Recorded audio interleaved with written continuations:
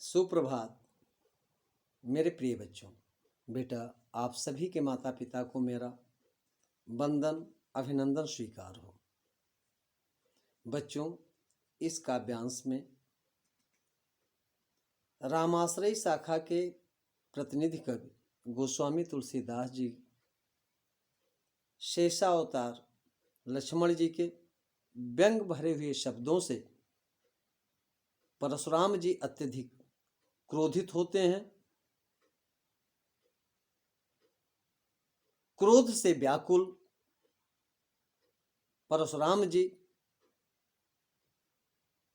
लक्ष्मण जी को अपनी नजरों से दूर करने के लिए गुरुवर विश्वामित्र से कहते हैं। क्या कहते हैं? इन्हीं प्रसंगों का चित्रण महाकवि ने कुछ इस प्रकार से किया है। कौशिक सुनो मंद यहु बालक, कुटिल काल बस निज कुल घालक। भानु वंश राकेश कलंकु, निपट निरंकुश अबुध असंकु। काल कवल होई है छन माही, कहो पुकार खोर मोहि नाही। तुम हठ कहो जो चाहो उबारा, कहि प्रताप बल रोष हमारा। लखन कहो मुन सुजस तुम्हारा, तुम्हें अछत को बर नहीं पारा। ओ अपने मुँह तुम आपन करनी, बार अनेक भांति बहु बरनी। इन प्रसंगों को लक्ष्मण जी एक व्यंग्यात्मक शब्दों के माध्यम से परशुराम जी से कहते हैं और वे इन्हीं शब्दों को बर्दाश्त नहीं कर पाते हैं और गुरुवर विश्वामित्र से कहते हैं कि ये ऋषि कौशिक सुनो मंद यहो बालक। कौशिक शब्द का प्रयोग बेटा विश्वामित्र के लिए आया है। विश्वामित्र से परशुराम कहते हैं कि यह मंद बालक को, अर्थात इस दुष्ट मूर्ख बच्चे को मेरी नजरों से दूर कर दीजिए। कुटिल काल बस, एक कुटिल काल के अधीन होने वाला है, मृत्यु को प्राप्त होने वाला है, निज कुल घालक और अपने खानदान को नष्ट करने वाला है। भानुवंश राकेश कलंकु, ये भानुवंश में चंद्रमा के कलंक के समान है और निपट निरंकुश अबुध असंकु, ये अत्यधिक निरंकुश है। इसके ऊपर किसी भी प्रकार का कोई अंकुश नहीं है, मूर्ख है और निडर है। असंकु शब्द, असंकु माने निडर, किसी भी प्रकार के इसके अंदर शंका नहीं है। काल कवल हुई है क्षण माही, ये क्षण भर में काल का कौल बन जाने वाला है, अर्थात काल के मुंह में समा जाने वाला है। कहो पुकार, मैं इस राज दरबार में बैठे हुए सभी लोगों से पुकार कर कह दे रहा हूं कि अब मेरा कोई दोष न देना। तुम हटको जो चाहो बारा। ये ऋषि विश्वामित्र, यदि आप इसको बचाना चाहते हैं, हटको दूर कर दीजिए, उबारा बचा लेना चाहते हैं तो कहि प्रताप बल रोष हमारा। आप इसको मेरे बल शक्ति प्रताप के बारे में बताकर इसको मेरी नजरों से दूर कर दीजिए। लक्ष्मण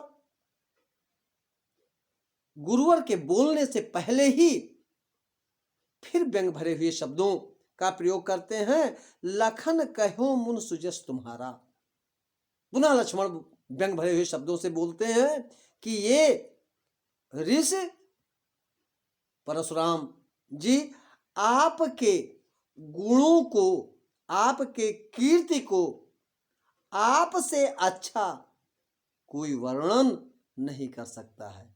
कोई आपके बारे में दूसरा आपसे अच्छा नहीं बता सकता है। अपने मुंह तुम आपन करनी, आप स्वयं अपने ही मुंह से अपने कार्यों का बखान और कर दीजिए। बार अनेक भांति बहुवर्णी, वैसे तो आप अनेक बार अपने बारे में अब तक हमको और सभी लोगों को बता ही चुके हैं। नहीं संतोष तो पुण्य कछ कहू, जन ऋष रोक दुसह दुख सहू। यदि आपको अब तक संतोष नहीं हुआ है तो कुछ और आप अपने बारे में हमसे कह दीजिए। जन ऋष रोक, मैं अपने क्रोध को रोककर आपके कठोर शब्दों को सुनकर कुछ और शांति धारण कर लूंगा, उस अपार कष्ट को और सह लूंगा। वीर व्रति तुम धीर अछोभा, आप वीर व्रत को धारण करने वाले हैं, धीर गंभीर हैं, लेकिन गारी देत पावो शोभा। इस तरीके से अब शब्द कहते हुए आप शोभा नहीं पा सकते हैं। बहुत ही कटु शब्दों का प्रयोग करते हुए लक्ष्मण जी इन पंक्तियों में अपने उत्तर देते हैं। सूर समर करनी करहि, कही न जनावै आप, विद्यमान रन पाए रिपु, कायर कथहि प्रताप। सूर समर करनी करें, लक्ष्मण जी परशुराम जी से कहते हैं कि वास्तव में जो सूर वीर होते हैं, जो योद्धा होते हैं, सूर समर, समर युद्ध भूमि में करनी करें, अपने कौशल दिखाते हैं, अपने कर्म दिखाते हैं। कहीं न जनावहि आप, वे शब्दों से कह करके अपने प्रतिद्वंदी के सामने अपना बखान नहीं कहते हैं। कहीं न जनावहि आप, वे स्वयं किसी से कहते हुए जताते नहीं हैं, बताते नहीं हैं। लेकिन जो कायर होते हैं, विद्यमान रण पाए रिपु, वे रणभूमि में, युद्ध भूमि में अपने शत्रु को पा करके क्या करते हैं? कथहि प्रताप, वो अपने प्रताप का बखान करते हैं, ना कि वो कौशल दिखाते हैं। अर्थात जो मुंह से कहते हैं वास्तव में वे कायर होते हैं। लक्ष्मण के इतने कटु शब्दों को सुनने के पश्चात परशुराम से रहा नहीं जाता है। कहा भी जाता है कि वीर हांक दे सहा न जाई। जो वीर होते हैं वे प्रतिद्वंदी के चैलेंज को स्वीकार नहीं कर पाते हैं। अगली पंक्तियों में पुनः लक्ष्मण कह रहे हैं, तुम तो कालो हाक जनु लावा, और बार बार मोहि लाग बोलावा, और सुनत लखन के बचन कठोरा, परस सुधारी धर्यो कर घोरा। लक्ष्मण के इन कट शब्दों को सुनने के पश्चात वे पुनः अपने फरसे को खींच लेते हैं।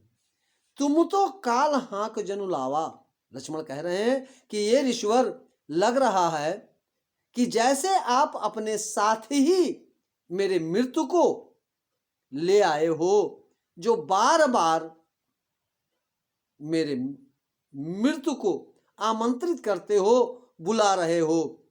सुनत लखन लक्ष्मण के ऐसे कठोर शब्दों को सुनने के पश्चात परशु सुधार परशुराम जी अपने फरसे को सुधार कर अपने हाथों में ले लेते हैं। अब जन दे दोष मोह लोगू, अब मुझे ये लोग दोष न देना। कटवादी बालक बध जोगू, ये अत्यंत कड़वा बोलने वाला, ये अत्यंत कटु शब्दों का प्रयोग करने वाला जो बालक है, निश्चित ही वध करने योग्य है। बाल बिलोक बहुत मैं बाँचा, बच्चा समझकर मैं इसको अब तक क्षमा प्रदान करता रहा, इसको बचाता रहा। अब यह मरण हारि भाषाचा, अब निश्चित ही ये मृत्यु को प्राप्त होने वाला है। परशुराम के ऐसे शब्दों को सुनने के पश्चात विश्वामित्र से रहा नहीं जाता, और जब समझ लेते हैं कि बात बिगड़ जाने वाली है, तो पुनः गुरुवर विश्वामित्र परशुराम से बोल उठते हैं। क्या बोलते हैं? कौशिक कहा क्षमहो अपराधो। गुरुवर विश्वामित्र कहते हैं कि ये ऋषिवर, आप क्षमा प्रदान कीजिए, आप इस बच्चे को क्षमा प्रदान कर दीजिए। बालक दोष, बच्चों के दोष को जो साधु होते हैं, गुण गण ही न साधु, जो सज्जन होते हैं, जो शूरवीर होते हैं, वे बच्चों के अपराध को ध्यान में नहीं रखते हैं, अर्थात उस पे ध्यान नहीं देते हैं। खर कुठार मैं अकुरन को ही। ऋषि परशुराम जी अपने बारे में कहते हैं, खर कुठारु, मेरा जो कुठारु है, ये फरसा है, ये बहुत ही खर है, बहुत ही तेज है। अकरुन को ही, और मैं अत्यंत क्रोध करने वाला हूं। आगे अपराधी, मेरे सामने गुरुद्रोही, गुरु के आज्ञा की अवहेलना करने वाला, गुरु से द्रोह करने वाला ये दुष्ट बालक खड़ा है। उतर देत छोड़ो बिनु मारे, मैं निश्चित ही इसको बिना मारे नहीं छोड़ता। केवल कौशिक शील तुम्हारे, ये कौशिक, ये विश्वामित्र, मैं तुम्हारे शील के कारण इस दुष्ट को छोड़ दे रहा हूं। नाता नहीं तो यह काट कुठार कठोरे, इस दुष्ट को इस कठोर फरसे के द्वारा मैं काट डालता, और गुरिन उरिन हो त्यों समथोरे, मैं बहुत थोड़े श्रम के पश्चात गुर ऋण से उऋण हो जाता। परशुराम के इतने कठोर शब्दों को सुनने के पश्चात विश्वामित्र पुनः मन में सोचते हुए कह रहे हैं, क्या गाध सून का हृदय हंसे। विश्वामित्र, गाध सून शब्द का प्रयोग भी बेटा विश्वामित्र के लिए आया है। विश्वामित्र मन में मुस्कुराते हुए कहते हैं, हृदय हंसी मुनि हरे रे सूझ। वे अपने हृदय में, मन में विचार करते हुए वे कह रहे हैं कि मुनि परशुराम को क्यों सब हरा हरा ही दिखाई दे रहा है, अर्थात सभी को एक समान समझते हुए परशुराम जी लक्ष्मण और रामचंद्र को एक साधारण कुमार क्यों मान रहे हैं।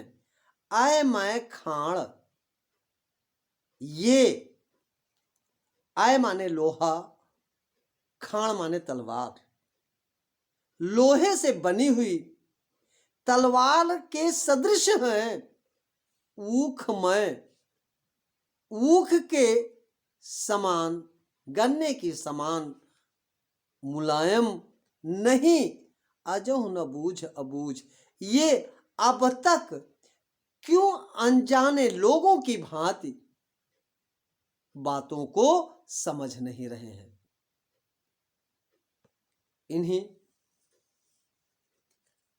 चौपाइयों की व्याख्या के पश्चात बेटा मैं अपने वाणी को विराम दे रहा हूं। निम्न अंश की व्याख्या पुनः नवीन वीडियो में फिर करेंगे। तब तक के लिए जय हिंद।